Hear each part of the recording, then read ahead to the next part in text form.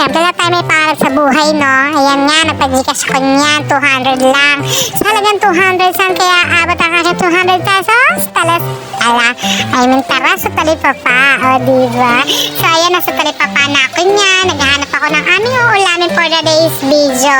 So, may naisip na ako ang aking uulamin. Tapos, sinanap ko lang ng uulamin ng aking Junakis. May nakita ko ang kanyang favorite, Gerard, chicken nuggets. So, diba? For only 75 pesos na ako ng chicken nuggets. Ang sarap niyan, promise. Hindi kayo mawiwilit talaga kayo sa pagkumain kayo niyan. Maanghang siya, tapos talagang lasa ng chicken nuggets talaga siya. Kasi yan nga, nagbayad na ako ng 100. So, kaya 25 pesos ako.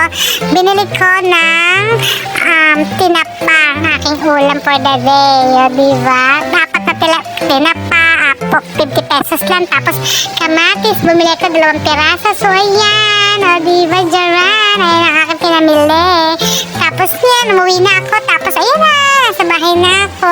Ilulutuin ko na yan, syempre, para makakain na kami. Tapos, meron pa akong sukli niya, no? 65 pesos. Yung 200 ko, at 2 ulam na, o, diba? Saan ka pa? Sobrang tipid. So, napainit na ako ng kawali, at nilagyan ko ng mantika.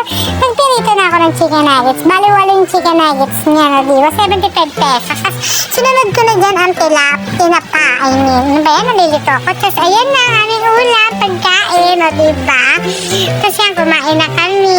Nakakamay ako, syempre. Alam niyo naman, kapag ganyan mga isda ang ulam, siya, masarap ang nakakamay. O, diba? Kamayan lang ang peg.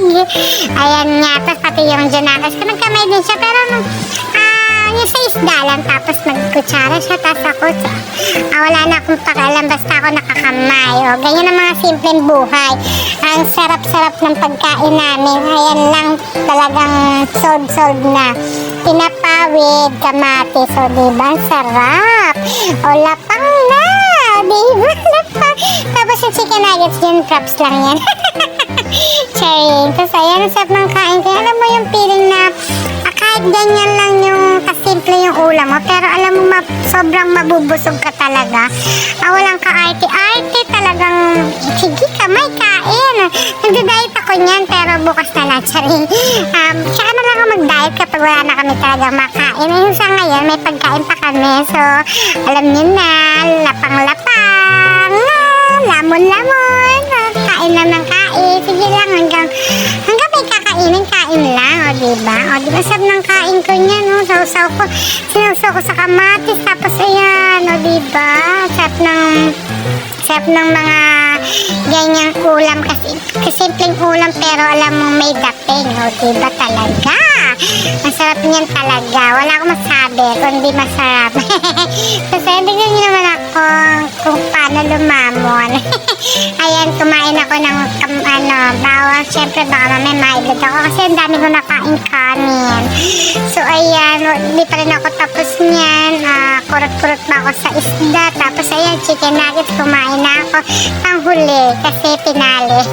Kasi nagpapak lang ako ng chicken nuggets. So diba, yan lang aming kaganapan for today's video. Thank you for watching. Bye-bye!